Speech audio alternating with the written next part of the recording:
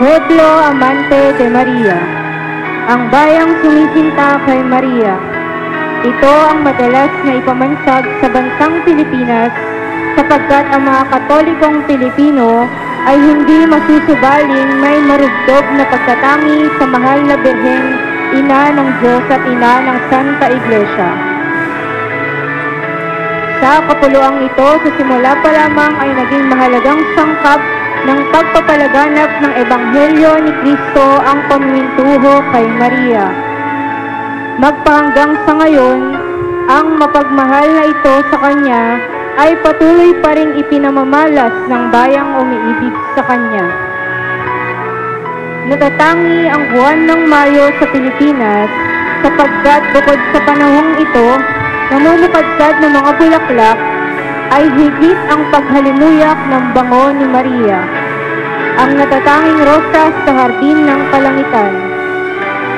Tuwing Mayo ay pinaparangalan siya araw-araw ng bayang sumisinta sa Kanya sa pamamagitan ng paghahandog ng mga bulaklak, sa gisag ng mga panalangin, pasasalamatan at pag-ibig sa Kanya.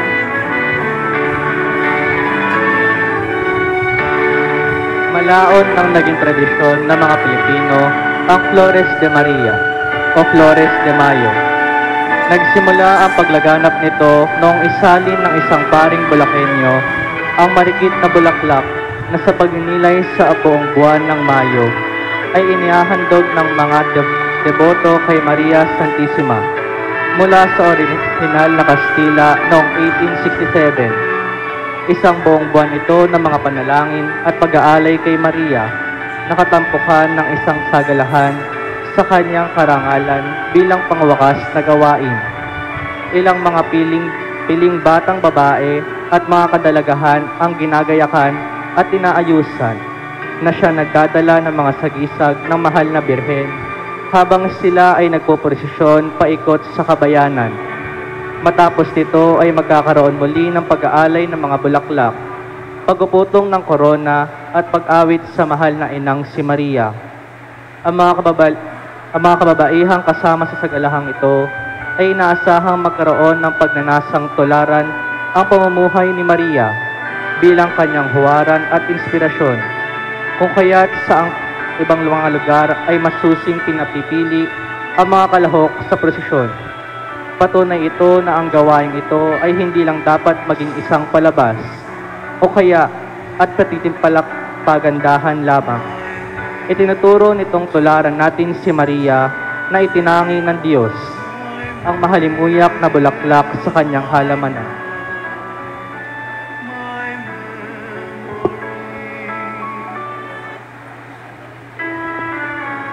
Ngayon po ay maringal nating pinasisimula ng pagpaparangal kay Maria ngayong buwan ng Mayo, ang Flores de Maria.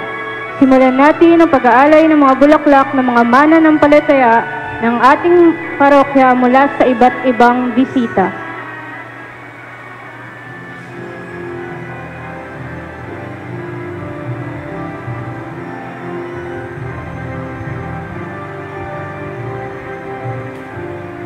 Matamis na Birhen pinaghahandlugan, nangangako kami na sa'yo'y mapalay, ng isang birtada sa mawansang araw, at ang matutulog niyan murang kamay.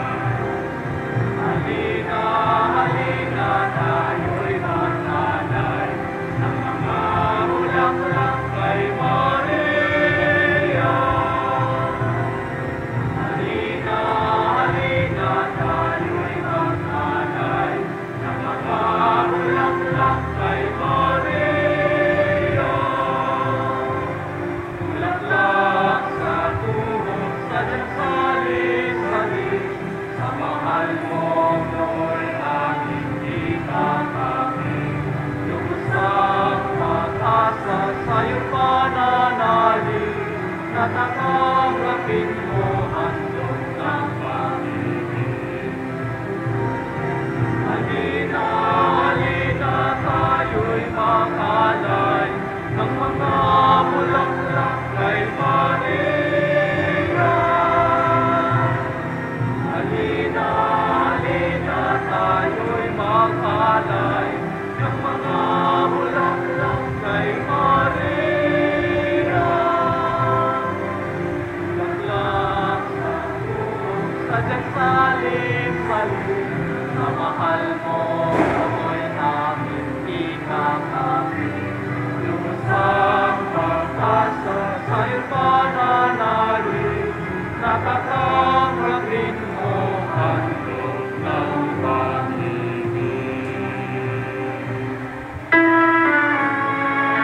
Hijos de Maria.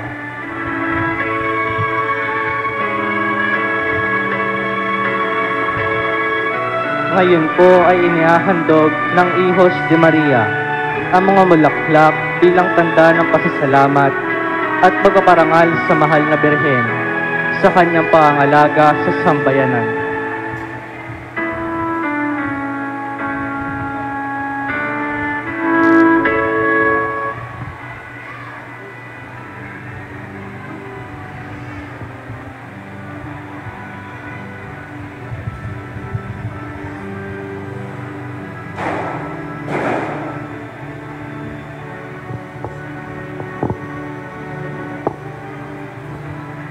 Ave Maria, ang bati ng Arkanghel Gabriel.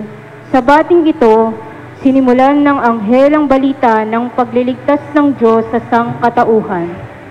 Ang mga titik nito ay daladala ng 8 mga batang babaeng nakasuot ng puti. Ang mga nagsipagganap na mga titik ng Ave Maria.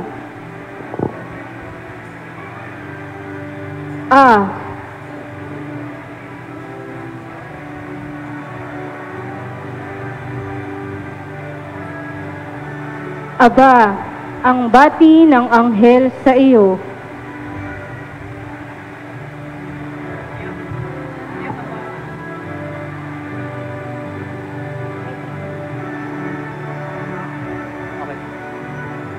Letrang V.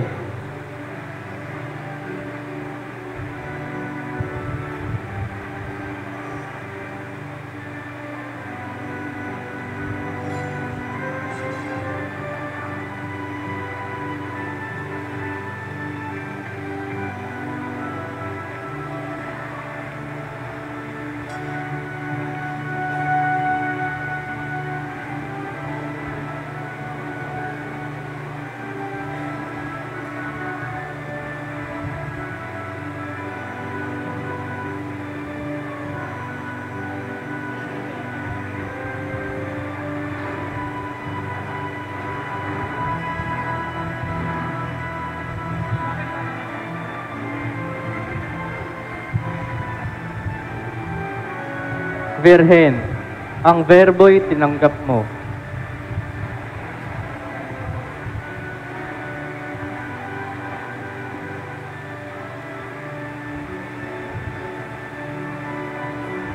Letrang E.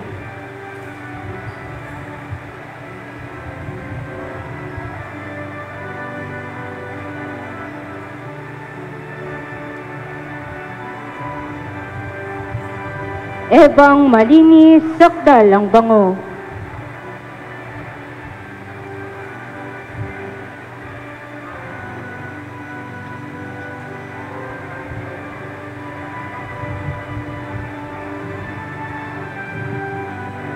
Letrang M.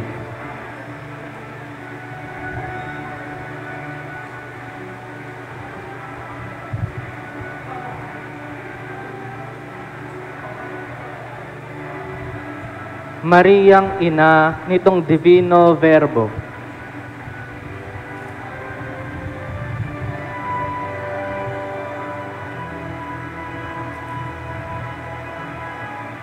Letrang A.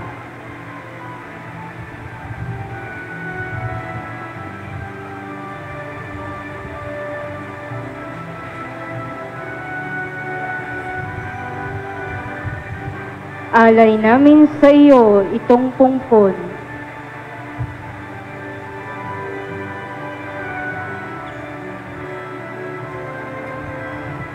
Letrang R.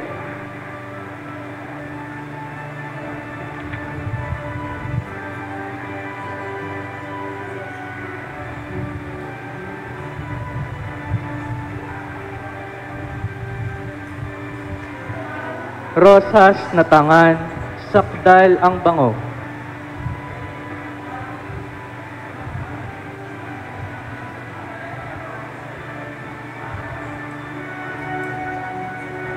Letrang E.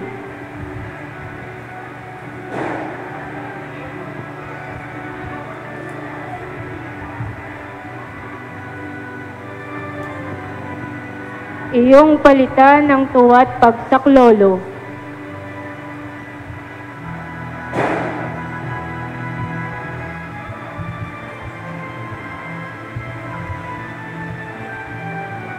Letrang A.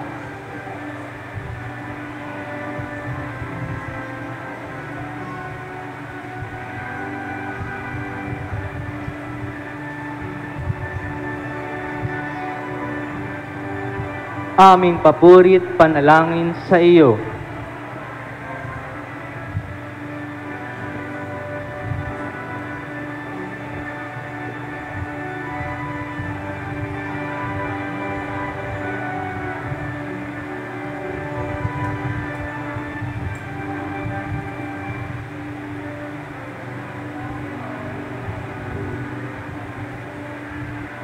Ang mga natatanging parangal sa mahal na Birhen sa buwan ng Mayo.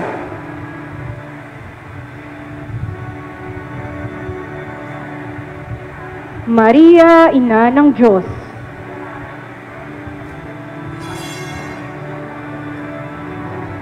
Si Maria, ang ina ni Jesus, ay isa sa ilang kababaihan na nabanggit sa banal na kasulatan, at tanging ang buhay, ang paglilingkod niya, ang nakapropesya ng halos ilang siglo. Bago pa siya ang ating simbahan ay binigyan si Maria ng titulong Theotokos, ang nagsilang o ina ng Diyos, bilang tanda ng mahalagang bahagi kanyang ginagampanan din sa plano ng Ama.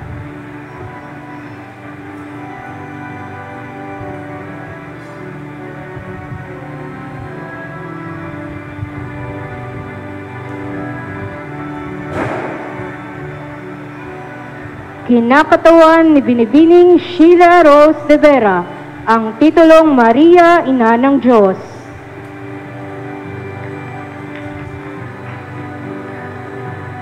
Reina de las Estrellas.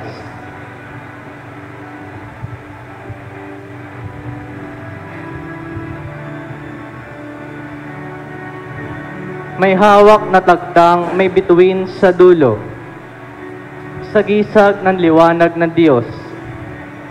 Ito din ay isang paalala na si Maria bilang tagapagdala ng liwanag at kaligtasan ng mundo.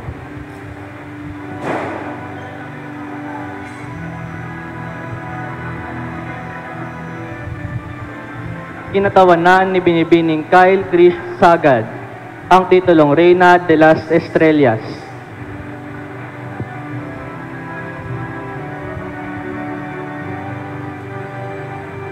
Reina de los Ángeles. Reyna ang inaalalaya ng mga batang anghel sa gisag ang kahinanuan. Sa dogma ng ating simbahan, ang pagpuputong ng korona sa ating mahal na Birheng Maria na isinasagawa ng Santissima Trinidad.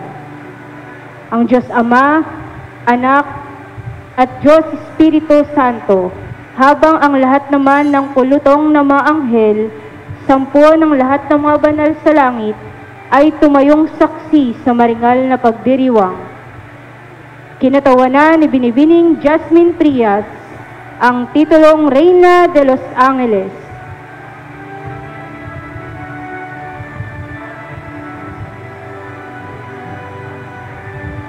Reina de los Patriarcas.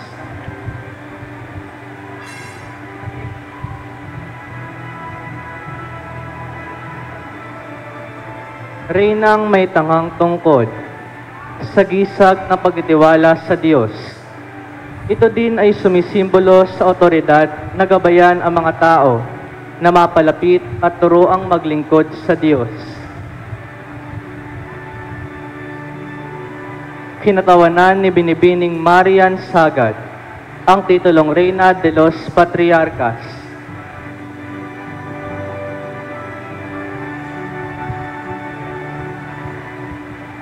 Reina de los Mártires. Reynang may tangang palmera sa gisag ng pag-aalay ng buhay. Ang Birhen na isang reynang martiryo ang buong buhay, ang martir ng mga martir, kung siya ay tagurian na ang puso at damdaming may sundan na kapaitan. Kaya siya'y reyna tangi ng martir na di mabilang. Karamay ng kanyang anak sa krus ng katubusan. Kinatawa ni Binibining Aiko Carol Prain ang titulong Reina de los Martires.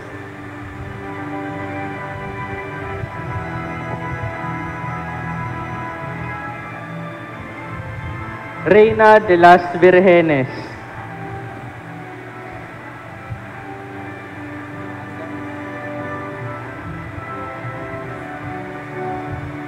Reynang may tangang belong puti, sa gisag ng kalinisan.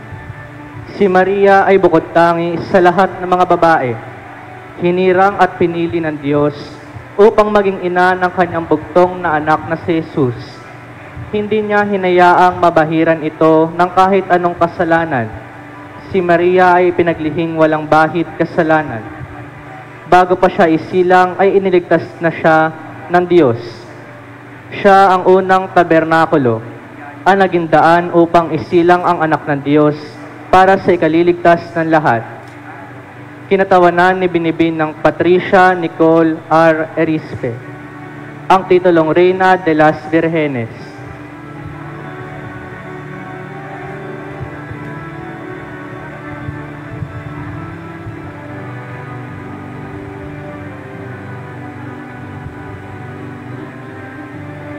Reina Candelaria. Reynang may tangang kandila sa gisag ng liwanag at pag-asa. Si Maria, ang ina ng Diyos, ay tinawag na ina ng liwanag sapagkat sa pamamagitan niya ay dumating sa sanlibutan ang walang hanggang liwanag, ang ating Panginoong Hesukristo. Tuwing ipinagdiriwang ang Candelaria, inaalala natin ang paghahandog kay Jesus sa templo, kung saan siya ay kinilala bilang liwanag ng mga bansa. Sa kanyang pagdadala ng kandila, ipinapaalala sa atin ng Reina Candelaria ang tungkulin nating magningning bilang mga ilaw sa gitna ng dilim. Kinatawa ni Binibining Josie May P. Perez ang titulong Reina Candelaria.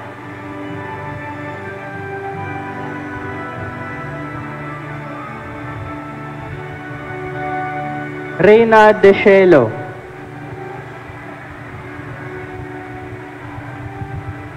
Matapos siyang iakyat sa kalangitan, ang mga tanang koro ng mga angheles, mga propeta at magulang nating sinauna, lahat ng mga banal at martir ay nagkatipon-tipon upang ibigay sa mahal na Birhen ang nararapat na pagkilala at paggalang.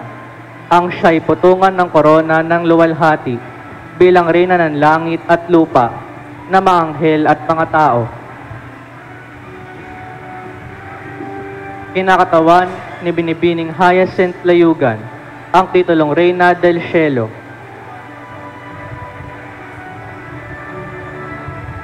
Reina del Santissimo Rosario. Isa sa mensahe ng ina ng Santo Rosario sa kanyang aparisyon sa Fatima sa pagitan ng May 13 hanggang October 13, 1917 ay ang pagtigil sa mga digmaan at kaguluhan kapagkat ang mga Kristiyano ay nagdarasal ng Santo Rosario. At marami na po ang mga nagpatunay nito sa kasaysayan ng mundo. Kinatawan ni Binibining Dinra Maningas ang titulong Reina del Santissimo Rosario.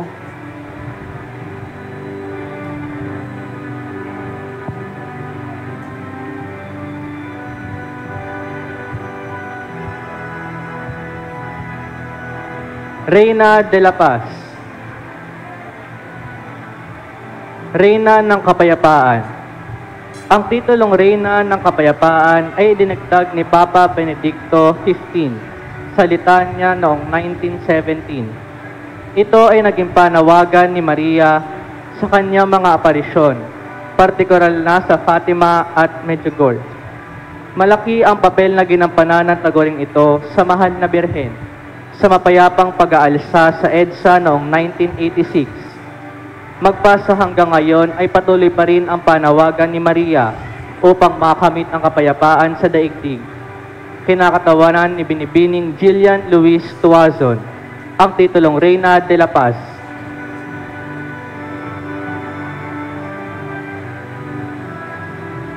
Birhen Rosa Mistika, rosang di mapuspos ng bait ng tao ang halaga. Si Maria ay inihahambing sa mystikal na rosas. Noong matandang panahon, ang rosas ay simbolo ng misteryo. Sa mga sinaunang Kristiyano, ang rosas ay sagisag rin ng pagiging martir. Ito rin ay sagisag ng paraiso. Mga katangian ni Maria, ang tanging Diyos lamang ang makapagpapaliwanag.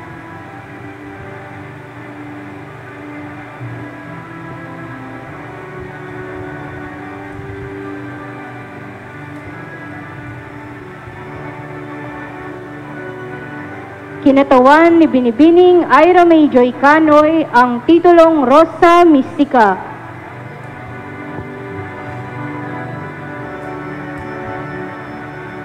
Reyna de las Flores.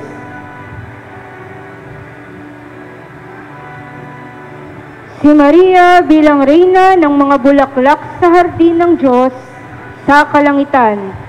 Ang kanyang halimuyak ay waring isang batubali, kung kaya't maraming mga naakit na siya'y mga huwaran. Sa taguring ito ni Maria, taong mga mananampalataya ay hinihimok na maging kabilang sa hardin ng Panginoon, na nagbabahagi rin ng halimuyak ng kabanalan.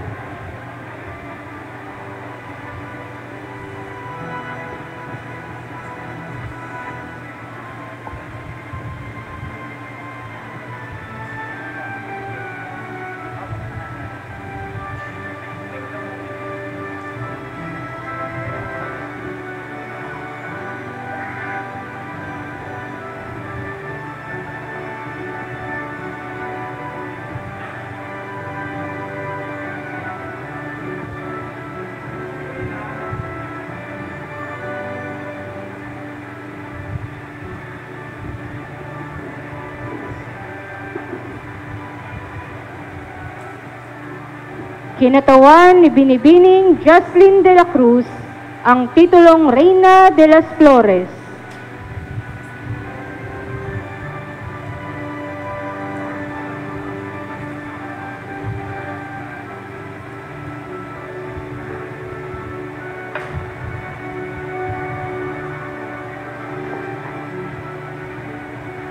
Magsitayo po ang lahat. Ngayon naman ay saksihan natin ang pag-aalay ng girnalda at koronas sa mahal na Birhen. Ang mag-aalay ng girnalda sa mahal na Birheng Maria ay si Ginoong Franz Lauren Ido Malanta, at ang magpuputong naman ng korona ay si Binibining Jewel Rich Domalanta, ang hermano mayor sa taong ito. Ang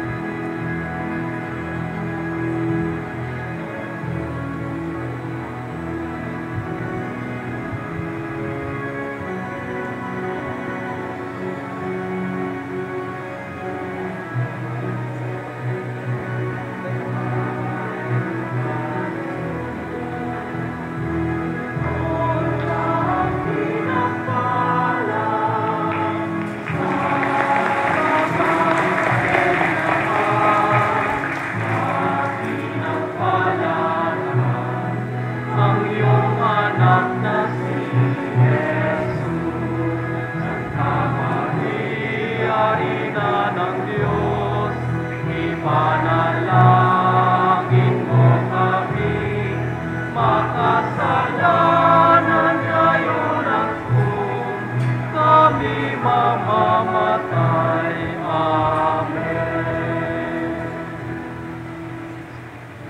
Ngayon po ay saksihan natin ang pag-aalay ng bulaklak ng ating minamahal na Kura Paroko, Reverendo Monsignor Adalberto Vergara. Susundan po ito ng pag-iinsenso sa Mahal na Birhen habang inaawit ang Regina Coeli.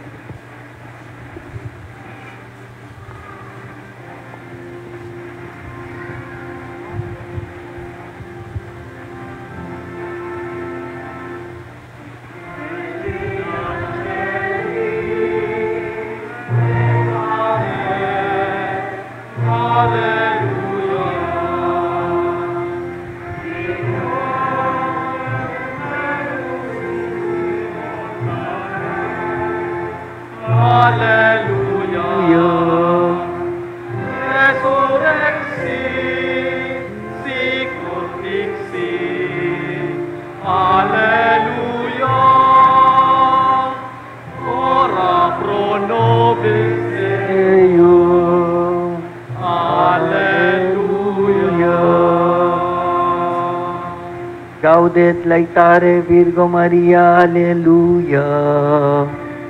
Dies rexet Dominus vere, Alleluia. Oremus. Deus qui per resurrectionem Filii Tui, Domini nostri Iesu Christi, mundum laetacaret, dictatus est presta quae sumus, ut per iues genericissem Virgine Mariam perpetuer capiamus gaudia vitae per iundem Christum Dominum nostrum.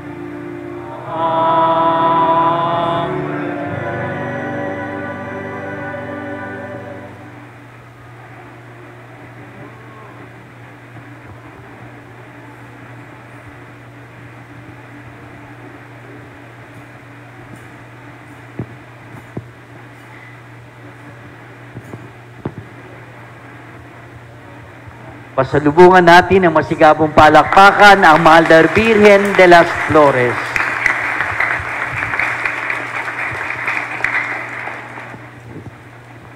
Mangyari pong magsiupo po muna at kukunan po ng letrato ang lahat ng mga sagala, kasama po ang ating Kura Paroko Monsignor Adi Vergara.